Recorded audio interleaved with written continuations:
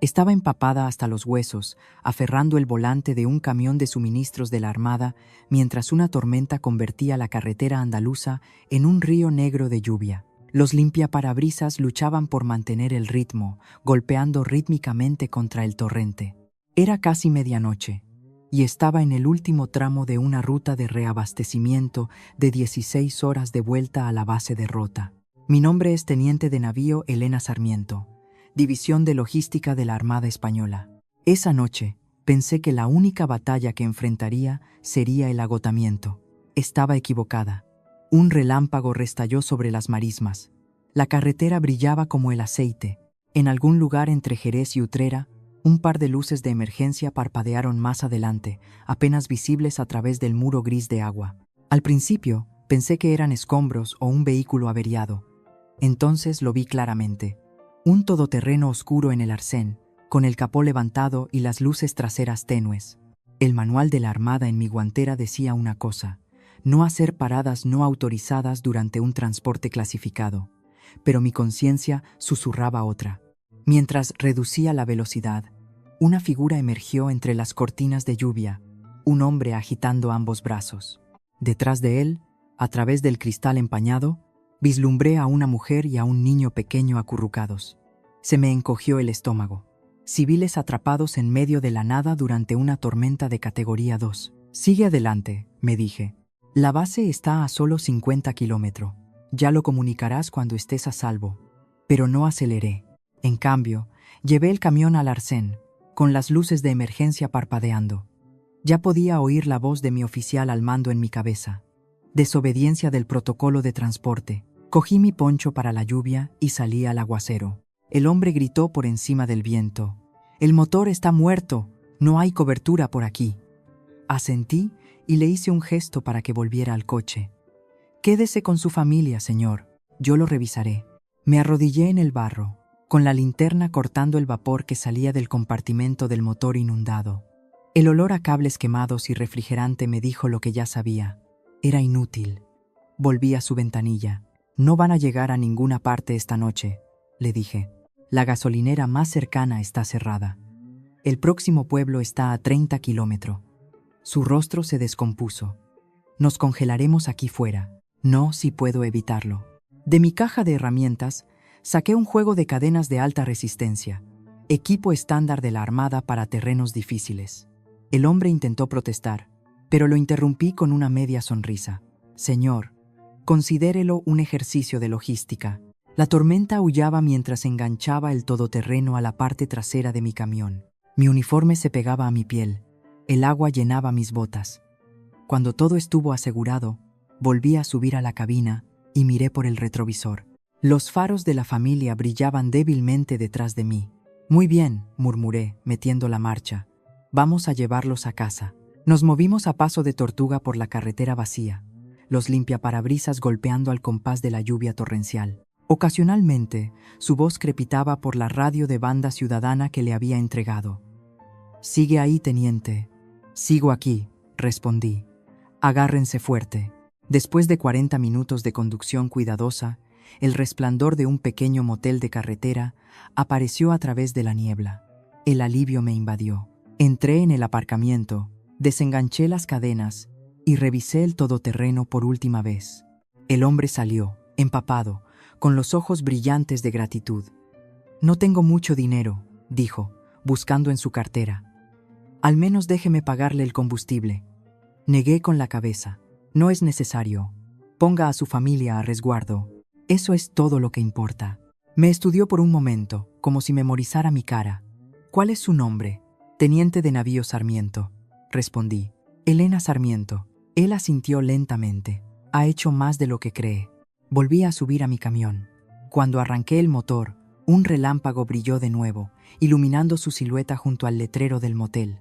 Levantó una mano en señal de despedida. Le devolví el gesto y me adentré en la tormenta. La puerta de la base apareció cerca del amanecer, con la niebla aferrada al asfalto. El centinela saludó mientras entraba. «Noche dura, mi teniente». «Se podría decir que sí», murmuré, forzando una sonrisa cansada. Dentro del hangar de logística, el oficial de servicio tomó mi informe sin comentarios. Mi uniforme estaba empapado, mi pelo pegado a la cara. Todo lo que quería era una ducha y 6 horas de sueño, pero ya había una nota esperándome en mi escritorio. Preséntese ante el capitán de fragata Vargas. 7 en punto. Suspiré. Eso significaba problemas. Mientras me arrastraba a mis aposentos, la fatiga me golpeó como una ola. Repasé los acontecimientos de la noche, los ojos asustados de la niña, el apretón de manos del hombre, la tormenta tragándose la carretera detrás de mí. Sabía que había roto el protocolo, pero si me dieran a elegir de nuevo, me detendría cada vez. Fuera de mi ventana, el viento amainó. El amanecer se extendía sobre la base. Una suave luz rosada brillaba en los charcos y los hangares de aviones. En algún lugar de un motel de carretera, una familia estaba a salvo, y en algún otro lugar ya se estaba escribiendo un informe con mi nombre. La Armada me enseñó a seguir órdenes. Esa noche me enseñó cuándo no hacerlo. La mañana siguiente llegó demasiado pronto. Mi uniforme todavía estaba húmedo en los puños mientras estaba de pie fuera del despacho del capitán de fragata Vargas, repasando cada momento de la tormenta. La puerta se abrió con un clic metálico. «Teniente de navío Sarmiento», ladró su ayudante. «Es su turno». Me enderecé la chaqueta, entré y saludé.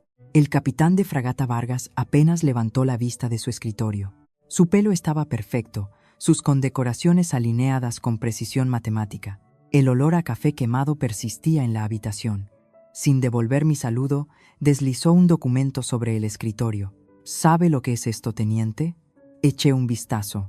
Era una amonestación formal. Desobediencia de la Orden Permanente 7A. Ninguna interacción civil no autorizada durante el transporte activo. «Sí, señor», dije en voz baja. Se reclinó en su silla. «Entonces comprende lo que esto significa». Puso en peligro carga clasificada y comprometió nuestro calendario. Su tono era cortante, cada sílaba lo suficientemente afilada como para cortar. «Con el debido respeto, señor», respondí. Había una familia atrapada en la tormenta. Un niño. Vargas golpeó su bolígrafo contra el escritorio. Un niño no anula el protocolo de la Armada. El silencio llenó la habitación. Mantuve la vista fija en la pared detrás de él. El lema enmarcado, Ordo, Officium, Praesicio, continuó, con voz baja y deliberada. «Ha sido una de nuestras mejores oficiales, Sarmiento. Pero no puedo permitir que el sentimentalismo dicte la logística. Será reasignada a operaciones de base hasta nuevo aviso». Las palabras golpearon más fuerte que cualquier castigo. Operaciones de base significaba trabajo de oficina, papeleo, sin convoyes, sin misiones de campo, solo paredes y silencio. «Sí, señor», dije. Firmó el documento con una floritura y me lo entregó. «Puede retirarse». Al darme la vuelta para irme, vi la sonrisa de suficiencia del teniente de navío Ramos, mi compañero y constante rival, apoyado en el marco de la puerta con una taza de café. «Mala suerte, Sarmiento», murmuró. «La próxima vez, intenta salvar el mundo en tu tiempo libre». Pasé a su lado sin decir una palabra. La oficina de logística se sentía extraña después de semanas en la carretera.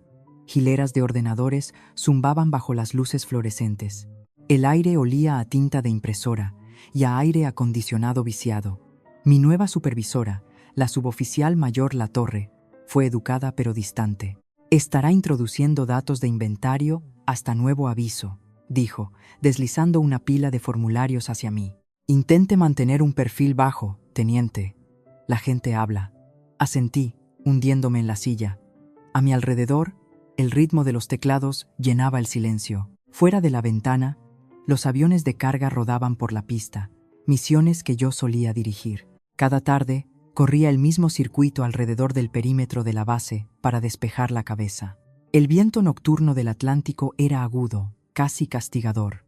Seguía viendo la cara de esa niña a través de la lluvia, la forma en que había presionado sus manos contra el cristal.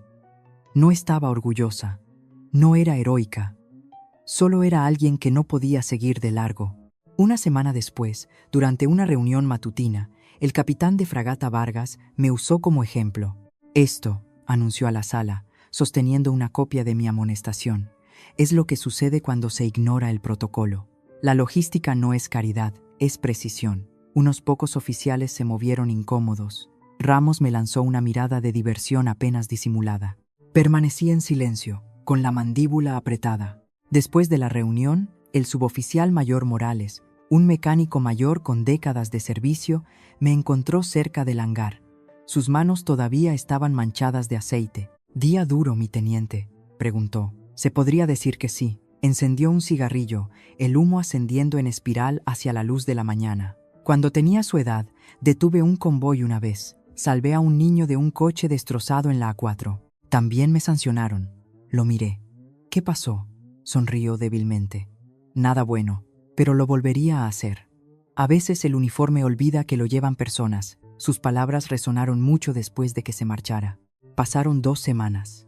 El trabajo de oficina se convirtió en rutina, monótono, pero seguro. Mis informes eran precisos, mi conducta impecable, pero el silencio en esa oficina se sentía más pesado que cualquier tormenta. Una tarde, me quedé junto al muelle, viendo la puesta de sol arder sobre el agua. Los barcos de la Armada descansaban anclados, siluetas de acero contra el cielo que se desvanecía. Me pregunté si la familia a la que había ayudado alguna vez llegó a casa. Quizás ya me habían olvidado. Quizás ese era el punto. Cuando me di la vuelta para irme, un joven alférez de navío se acercó corriendo con una tablilla. «Teniente de navío Sarmiento, el capitán de fragata Vargas solicita su presencia de inmediato». Mi pulso se aceleró. Otra amonestación, una baja. Lo seguí por el pasillo, mis botas resonando en las baldosas. Dentro del despacho de Vargas, el aire se sentía diferente, tenso, pero incierto. 2 sillas estaban frente a su escritorio. Una estaba ocupada. Un hombre se levantó cuando entré, pelo cano, ojos tranquilos y una presencia inconfundible. Su uniforme brillaba con estrellas plateadas, 4 de ellas. Por un instante no pude respirar. «Teniente de navío Sarmiento», dijo Vargas con rigidez, «permítame presentarle al almirante Ferrer, segundo jefe del Estado Mayor de la Armada». El almirante extendió la mano. Sus ojos tenían un leve brillo de complicidad. «Buenos días, teniente. Creo que ya nos conocemos». Me quedé helada.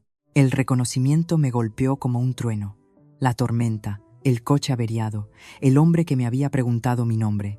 El capitán de fragata Vargas parpadeó, ajeno a la tensión. «El almirante Ferrer está aquí para revisar nuestro programa de logística».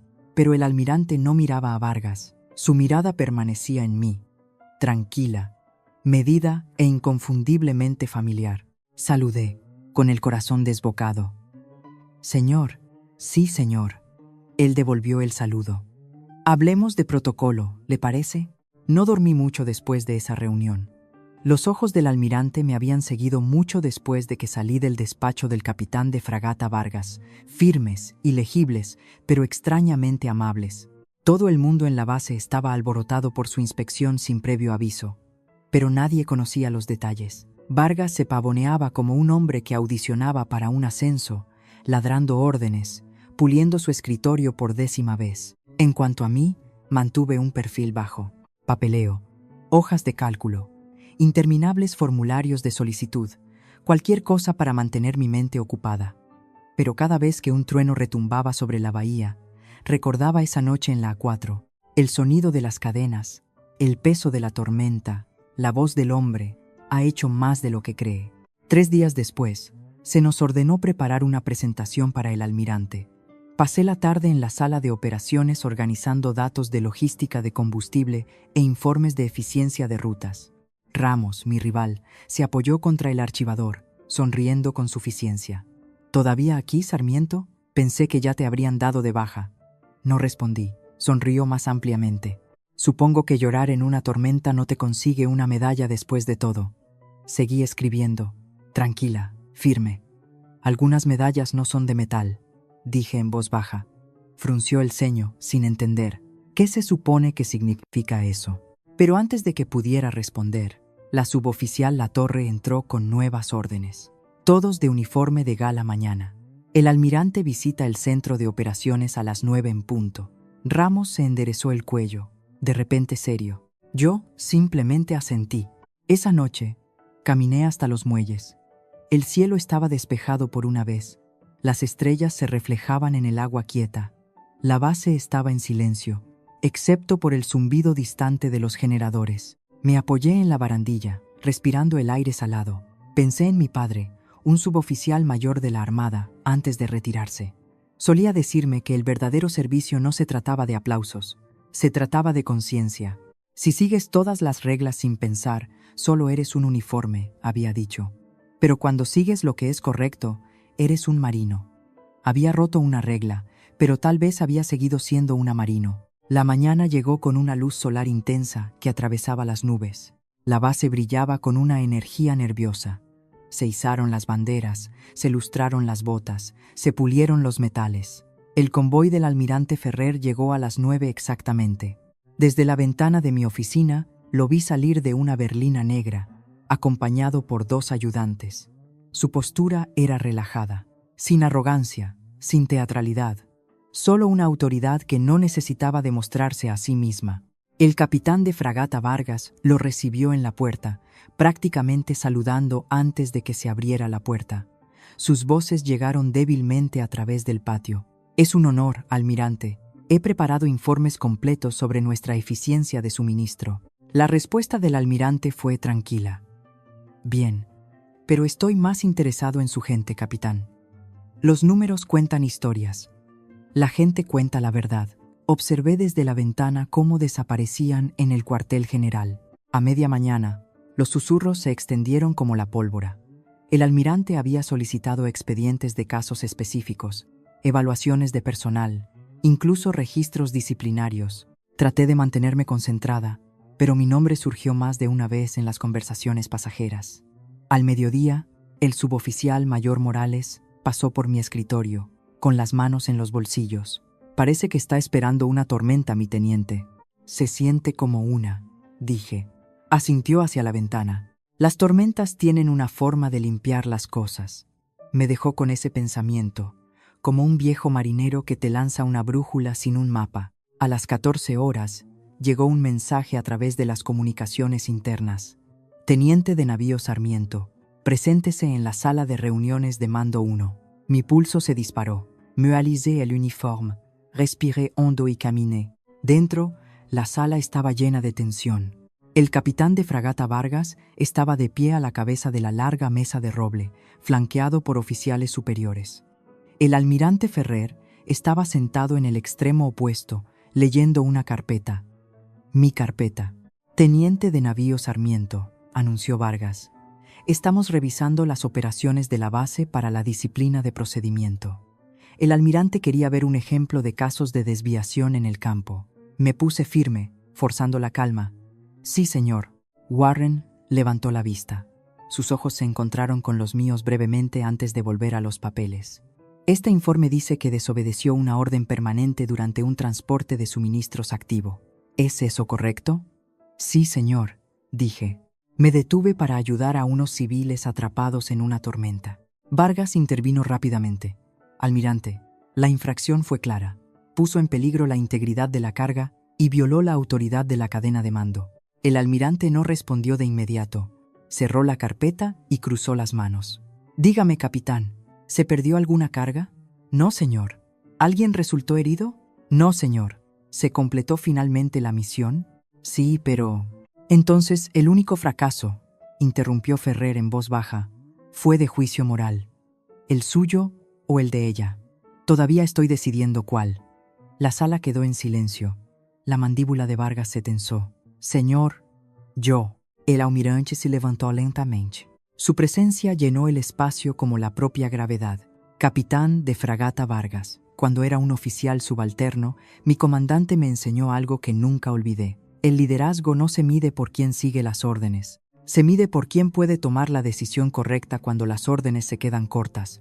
Se volvió hacia mí. «Tomó una decisión difícil esa noche, teniente». «Sí, señor», dije con voz baja, «y la volvería a tomar». Ferrer asintió una vez, una leve sonrisa asomando en sus labios. Eso es lo que pensaba. Sin otra palabra, recogió la carpeta y salió de la habitación. La puerta se cerró detrás de él con un clic silencioso y deliberado. Vargas se quedó congelado, el color desapareciendo de su rostro. Los otros oficiales evitaron el contacto visual. Saludé y salí en silencio. Afuera, la luz del sol se derramaba sobre el patio, caliente contra el hormigón blanco. El aire olía a combustible de avión y a sal. Por primera vez en semanas, Sentí algo inexplicable. Calma. El honor no se anuncia a sí mismo. Simplemente espera a que la verdad lo alcance. A la mañana siguiente, me desperté con un correo electrónico marcado como urgente. Preséntese en los aposentos del almirante a las 10. Se me encogió el estómago. La luz del sol apenas se filtraba a través de las persianas mientras me abotonaba el uniforme. Cada movimiento deliberado, mecánico. Afuera, las gaviotas graznaban sobre el puerto, sus gritos cortando la calma. El aire estaba pesado, esa quietud que precede a una tormenta que no está en el cielo. Los aposentos del almirante estaban en el nivel superior del ala de administración de la base, un lugar que pocos tenientes de navío habían pisado. Me enderecé el cuello, ajusté mis condecoraciones y llamé. «Adelante». Llegó la voz desde dentro, firme, tranquila, inconfundible.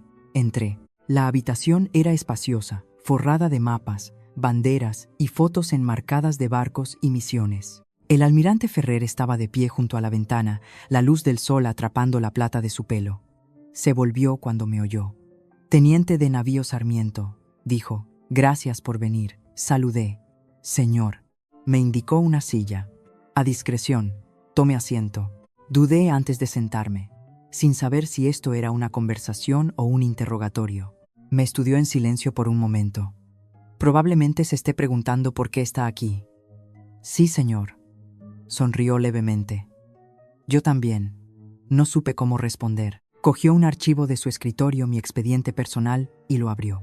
Lleva 12 años en servicio. 2 felicitaciones por logística de crisis en el Líbano. Un despliegue humanitario de la OTAN. Ninguna acción disciplinaria hasta hace 2 semanas.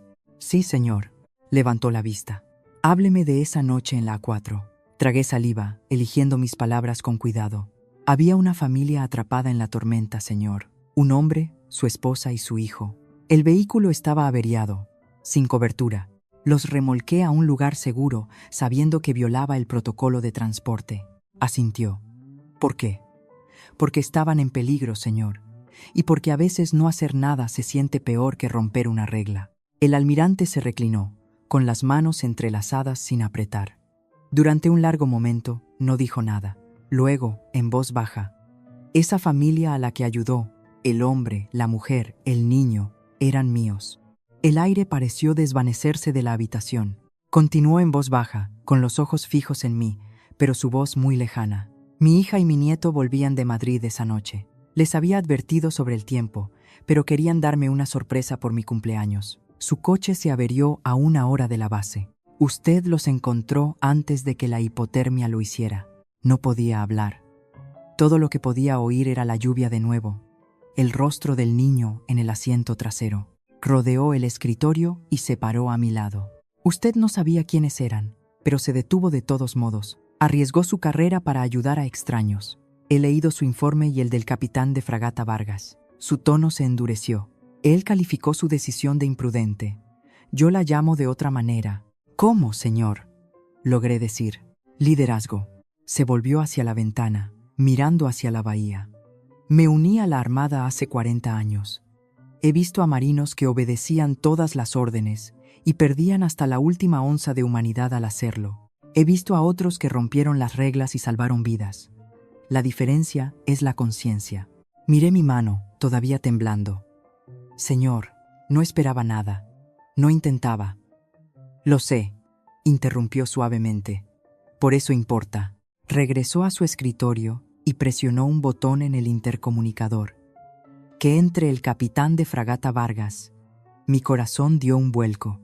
La puerta se abrió y Vargas entró, con la espalda rígida, claramente no preparado para ver la expresión seria del almirante y a mí sentada frente a él. «Almirante». «Señor», comenzó Vargas, «si esto es por la auditoría». «Lo es», dijo Ferrer con calma, «pero no de la manera que usted cree». «Siéntese, capitán». Vargas obedeció, la tensión visible en cada línea de su mandíbula. El almirante se cruzó de brazos.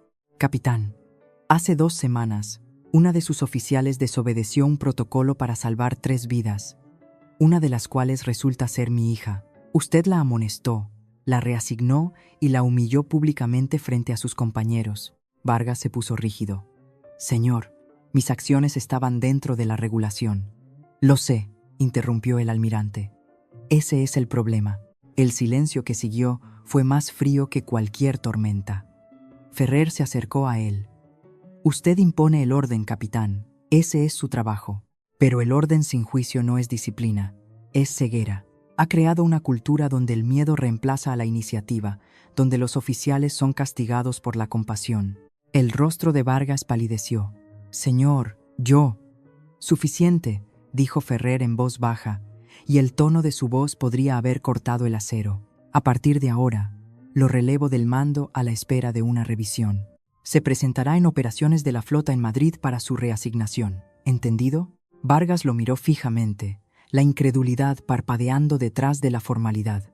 Sí, señor, dijo con voz ronca. El almirante se volvió hacia mí. Teniente de navío Sarmiento, está asignada temporalmente como jefa de operaciones en funciones hasta nuevo aviso. Supervisará todas las revisiones de logística humanitaria a partir de hoy. Señor, dije, atónita. Él sonrió levemente. Considérelo una restitución. Quiero que sus instintos guíen esta base. Por primera vez en semanas, mi pecho se relajó. Saludé enérgicamente. Sí, señor. Ferrer devolvió el saludo. Bien. Y Sarmiento. Gracias. No solo salvó a mi familia, me recordó lo que se supone que significa la palabra honor. Cuando salí, la luz del sol de la mañana se abrió paso entre las nubes. Los marineros cruzaban el patio, sin saber que algo había cambiado. Pasé por el mismo hangar donde me habían degradado días antes. Las mismas gaviotas giraban sobre el agua, el mismo zumbido de motores en la distancia. Pero todo se sentía más ligero, más limpio, como si la tormenta finalmente hubiera terminado. Miré hacia la bandera que ondeaba con la brisa y susurré en voz baja. Sí, señor. A veces, la justicia no ruge. Llega en un despacho silencioso, vistiendo 4 estrellas plateadas. Al mediodía, toda la base sabía que el capitán de fragata Vargas había sido relevado del mando. La noticia se extendió más rápido que una señal de radio. La mayoría de la gente no sabía por qué, solo que el almirante Ferrer había llegado sin avisar y había dejado un rastro de silencio a su paso. Los mismos oficiales que una vez evitaban mirarme en el pasillo ahora asentían respetuosamente. No me regodeé, no podía, no era una victoria. Sentía que era algo más silencioso, más pesado. Esa tarde, me llamaron de nuevo a la sala de reuniones de mando. Esta vez, entré con paso firme. El almirante Ferrer ya estaba sentado a la cabeza de la mesa, leyendo un informe. Cuando levantó la vista, su expresión era tranquila, casi reflexiva. Siéntese, capitán de corbeta Sarmiento, dijo. La palabra me detuvo. Señor, sonrió levemente. Ascenso temporal. Se formalizará pronto. Por ahora, considérelo una orden. Me senté. Mi corazón latió una vez, con fuerza. Gracias, señor. Cruzó las manos. He pasado la mañana revisando todo el historial operativo de esta base. Los números parecen estar bien, pero la moral no. Demasiado miedo, muy poca confianza. Eso cambia hoy. Hizo una pausa, estudiándome como un maestro estudia a un alumno que ya ha aprobado el examen. Hizo una parada no autorizada, teniente. Salvó 3 vidas. Quiero entender qué pasó por su mente cuando decidió detenerse. Respiré hondo. Honestamente, señor, no pensé. Solo vi a un niño en peligro y actué. Así es el liderazgo, dijo. Instinto nacido de la integridad. La puerta se abrió. El suboficial mayor Morales entró, seguido de un joven alférez con una grabadora. «¿Quería los registros de mantenimiento, almirante?», dijo Morales. Ferrer asintió. «Gracias, suboficial mayor. Quédese, por favor. Puede que le guste oír esto». Morales me lanzó una mirada perpleja y se apoyó contra la pared. El almirante se puso de pie. El capitán de fragata Vargas creía que las reglas por sí solas construían la disciplina. Olvidó que la disciplina sin conciencia se derrumba en crueldad. Lo he visto antes, en guerras y en salas de juntas y en la política, pero la armada debe ser mejor. Se volvió hacia Morales. Ha servido 30 años, suboficial mayor. ¿Qué mantiene leales a los marinos? El respeto, señor, dijo Morales sin dudar. No el rango, no el miedo, el respeto. Ferrer asintió. Exactamente, me señaló. La teniente de navío Sarmiento demostró eso. Desobedeció un reglamento. Sí, pero defendió algo más grande, el propósito detrás de él. El alférez tecleaba rápidamente mientras las palabras de Ferrer resonaban en la sala. Con efecto inmediato, continuó el almirante, esta amonestación queda anulada. El expediente de Sarmiento reflejará una recomendación por juicio humanitario en condiciones adversas. Su ejemplo se utilizará en la formación de oficiales. Parpadeé. Señor, eso no es necesario. Lo es, interrumpió suavemente. Porque algún día otro joven oficial se enfrentará a la misma elección que usted. Y cuando lean su historia, quiero que sepan que la Armada representa más que reglas. Morales sonrió. Ya era hora de que alguien lo dijera en voz alta. Ferrer lo miró. Suboficial mayor, me gustaría su ayuda para redactar esa política. Algo para asegurar que nunca más castiguemos la decencia. Será un honor, señor. El almirante se volvió hacia mí. Usted supervisará la revisión. Confío en que puede equilibrar la regulación con la humanidad. Haré lo mejor que pueda, almirante. Él sonrió, pero ahora había una suavidad en su sonrisa. La gratitud de un padre en lugar del orgullo de un comandante. Por eso la elegí. Más tarde esa noche, caminé a lo largo del malecón fuera del cuartel general. El viento traía sal y diésel, el aroma familiar del deber. Los barcos se movían en la distancia, siluetas grises en un horizonte brillante. Pensé en Vargas. No lo habían escoltado fuera de la base, solo reasignado. No le deseaba ningún mal. De una manera extraña, esperaba que aprendiera lo que yo había aprendido, que la autoridad sin empatía es hueca. Una voz detrás de mí dijo: «Permiso para unirme a usted». Me volví. El almirante Ferrer estaba allí con su uniforme de gala, las manos a la espalda. «Por supuesto, señor». Se unió a mí en la barandilla. «Hermosa noche», dijo. «Sí, señor». Durante mucho tiempo estuvimos de pie sin hablar, observando el agua cambiar con la corriente. Finalmente, dijo en voz baja, «Mi hija me contó sobre el momento en que se detuvo. Dijo que parecía tranquila incluso en el caos». Sonreí levemente. La verdad es que estaba aterrorizada. «Pero el trabajo te enseña a moverte incluso cuando tienes miedo», asintió. «Esa es la diferencia entre el coraje y la bravuconería. Uno es ruidoso, el otro simplemente hace lo que hay que hacer». Se volvió para mirarme de frente. «Le ha recordado a un viejo oficial por qué llevamos este uniforme, capitán de corbeta Sarmiento». «Gracias, señor. Me iré de rota pronto», continuó. «Pero antes de irme, quiero establecer algo aquí, una directiva permanente. La llamaremos la regla del samaritano. Cualquier oficial que se detenga para prestar ayuda, incluso en violación de las órdenes, no será castigado si se salvan vidas». Sentí que se me hacía un nudo en la garganta. «Esa es una buena regla, señor». Él sonrió. «Es su regla, capitán de corbeta. Usted la inspiró». Extendió la mano. La estreché firmemente, como lo hacen los marinos cuando las palabras no son suficientes. Mientras se alejaba, su silueta se fundió con el sol poniente. La tormenta que lo había iniciado todo se había ido, pero su eco permanecía. Un recordatorio de que hacer lo correcto a veces te cuesta todo antes de devolverte más de lo que imaginabas. Me quedé allí un buen rato, observando la bandera ondear sobre el puerto, la luz desvaneciéndose en oro. El altavoz de la base anunció el arriado de la bandera. Saludé en silencio. La tormenta había pasado y por una vez el viento se sentía como el perdón. La ceremonia no fue grandiosa. Sin bandas, sin fotógrafos, sin discursos ensayados hasta la saciedad por la Oficina de Asuntos Públicos. Solo era un puñado de marineros reunidos en la bahía del hangar, con el leve olor a sal y combustible de avión flotando en el aire. Aún así, mis manos temblaban mientras permanecía en posición de firmes ante el almirante Ferrer. La tormenta exterior había pasado, dejando una mañana clara y brillante. La luz del sol se derramaba a través de las puertas abiertas del hangar, brillando en el agua y en las filas de aviones pulidos. El almirante dio un paso adelante, sosteniendo una pequeña caja de terciopelo. Dentro había una sola hoja de roble plateada, el rango de capitán de corbeta. «Teniente de navío Elena Sarmiento», comenzó, con voz firme pero cálida. «Su historial de servicio ha sido enmendado para reflejar una recomendación por juicio en condiciones de crisis. Con efecto inmediato, es ascendida al rango de capitán de corbeta». Se me hizo un nudo en la garganta. Tragué saliva. «Gracias, señor». Él mismo me prendió la insignia en el hombro, Luego se inclinó ligeramente. Algunas lecciones necesitan una tormenta para ser recordadas. Usted le ha enseñado una a toda la cadena de mando. Los marineros detrás de mí aplaudieron suavemente.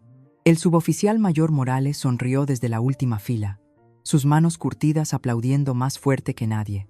Cuando el almirante se volvió para dirigirse a la unidad, su tono cambió, firme, claro, inolvidable. Cada regla que escribimos existe por una razón, dijo, pero ninguna regla, ningún procedimiento, ninguna lista de verificación superará jamás el valor de una vida humana. La capitán de corbeta Sarmiento lo sabía cuando otros lo olvidaron. Que esta base recuerde que el liderazgo no se mide en informes perfectos, se mide en coraje moral. Durante un largo y reverente momento, el silencio llenó el hangar. Incluso las gaviotas de fuera parecieron detenerse. Después de la ceremonia, los marineros se acercaron uno por uno para estrecharme la mano. Con algunos había trabajado codo con codo durante años. Otros habían susurrado una vez que era imprudente. Ahora sus ojos contenían algo diferente. Respeto, tal vez incluso orgullo. Ramos se acercó el último. Estaba más callado de lo habitual, su postura incierta. «Felicidades, capitán de corbeta», dijo. «Se lo ha ganado», asentí. «Gracias, teniente de navío». Dudó, luego añadió. «No lo entendí en ese entonces». Lo que hizo, le dediqué una pequeña sonrisa. La mayoría de la gente no lo entiende hasta que son ellos los que están en medio de la tormenta. Asintió, con la mirada baja, y se fue sin decir otra palabra. Esa noche, me encontré de nuevo en el mismo tramo de carretera a las afueras de la base de Rota. El cielo estaba pintado de una suave luz ámbar, el asfalto todavía marcado con débiles grietas de meses de tormentas. Aparqué el camión en el arcén y salí. El aire olía a lluvia y a pino. Me quedé allí mucho tiempo, mirando el lugar donde me había detenido esa noche. El mismo sonido de un trueno distante retumbó en el horizonte, solo que ahora no se sentía como una advertencia, se sentía como un recuerdo. Pensé en Vargas. Se decía que lo habían reasignado a un puesto de logística civil en Madrid. No era una deshonra, era distancia. Quizás eso era mejor. Quizás la redención para él vendría también de maneras más silenciosas. Más tarde esa semana, el almirante Ferrer me invitó a su despacho a tomar un café. El ambiente era informal. 2 oficiales, no rangos, compartiendo el silencio. Miró por la ventana mientras hablaba. He visto a cientos de oficiales ascender en el escalafón porque siguieron órdenes, menos porque siguieron lo que era correcto. Usted es una de las raras que entiende ambas cosas. Solo hice lo que cualquiera debería haber hecho, dije en voz baja. Se volvió, sonriendo. Esa humildad es exactamente por lo que merece este mando. Fruncí ligeramente el ceño. ¿Mando? Deslizó una carpeta sobre la mesa. Dentro había una orden de asignación. Operaciones logísticas regionales. División Humanitaria de la Costa Atlántica. Un nuevo programa bajo su dirección. Parpadee. Señor, esto es exactamente lo que se ha ganado, dijo, interrumpiéndome suavemente. Supervisará un pequeño equipo, coordinación cívico-militar, para la respuesta a desastres. Quiero que usted lo dirija. Pasé una mano sobre el papel crujiente. Es una gran responsabilidad. Por eso le pertenece a usted, dijo.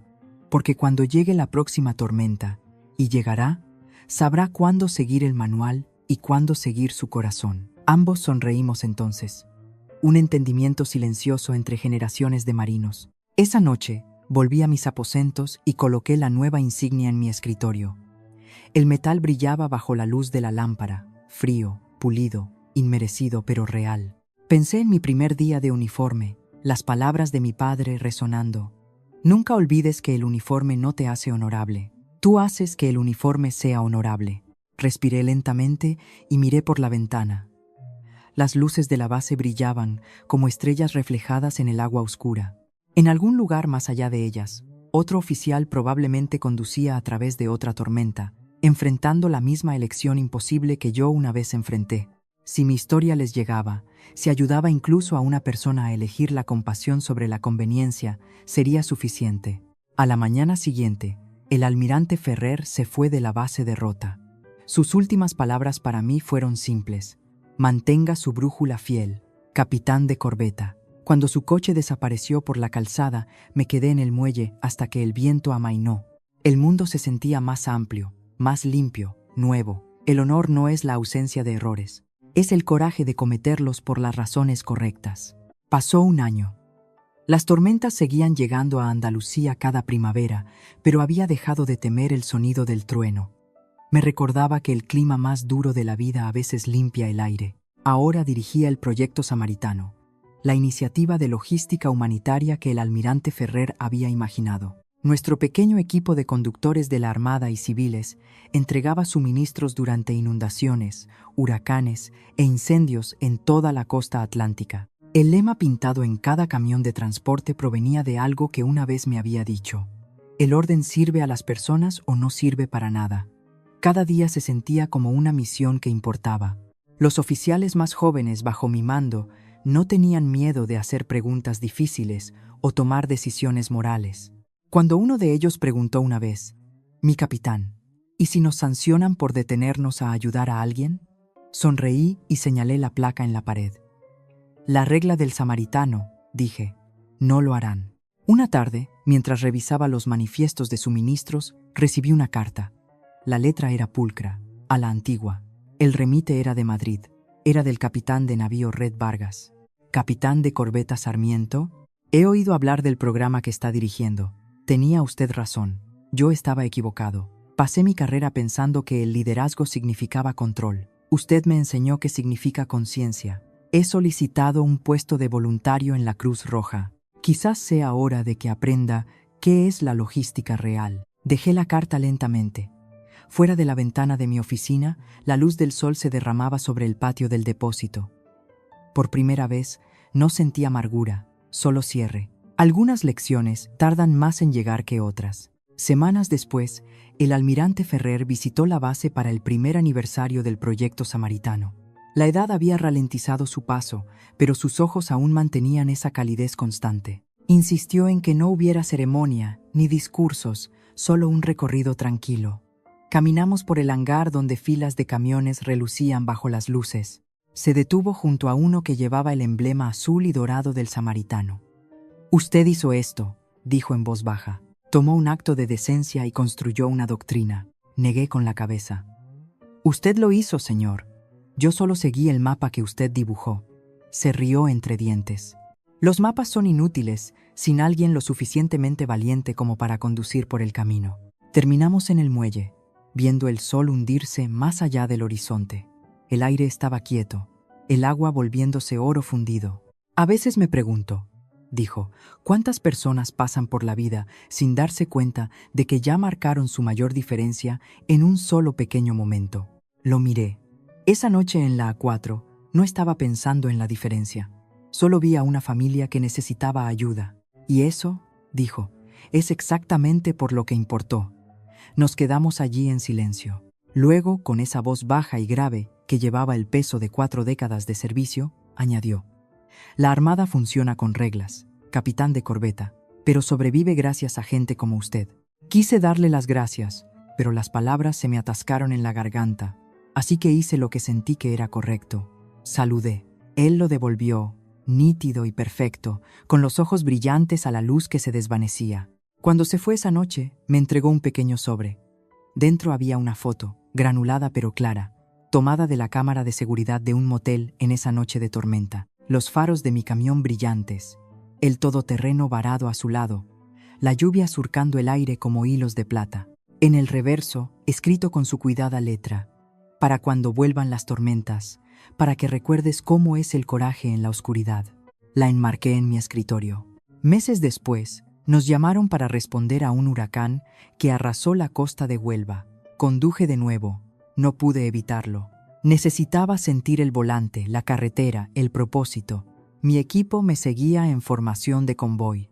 Las carreteras estaban inundadas, los tendidos eléctricos caídos, las casas medio sumergidas. Cuando llegamos al primer refugio, una anciana me tomó la mano y dijo: «Vinieron por nosotros cuando nadie más lo hizo». Sus palabras me transportaron a esa noche, a la voz del Padre bajo la lluvia. Ha hecho más de lo que cree. Quizás la bondad regresa en círculos de maneras que nunca vemos. Esa noche, después de la misión, me senté junto al camión, observando las nubes separarse. El mundo olía a tierra húmeda y a combustible diésel. Pensé en todas las personas que me habían enseñado. Mi padre, el suboficial mayor Morales, el almirante Ferrer, incluso el capitán de navío Vargas. Cada uno había dado forma a la brújula que llevaba dentro. Una suave brisa recorrió la base, tirando de la bandera sobre mi cabeza. Susurré, sí señor, no a nadie presente, sino al recuerdo de cada tormenta, cada decisión que me había traído aquí. Porque el honor no es ruidoso, no exige reconocimiento ni venganza. Espera, silencioso, firme, hasta que se toma la decisión correcta. Mientras el sol se ponía detrás de los hangares, me volví hacia mi oficina, donde la foto enmarcada brillaba en el crepúsculo. Sonreí y murmuré para mí misma. Un acto de misericordia puede cambiar toda una cadena de mando. Luego, con la misma calma y resolución que una vez me hizo detenerme en la 4, cogí mi bolígrafo y firmé la siguiente orden de misión. Para los españoles mayores que una vez vistieron el uniforme o simplemente creyeron en hacer lo correcto cuando nadie mira, esta historia les pertenece. Si les ha conmovido, compártanla. Recuérdenle a alguien que la bondad, como el servicio, nunca se retira. Y si alguna vez han enfrentado su propia tormenta, que encuentren el coraje para detenerse y ayudar.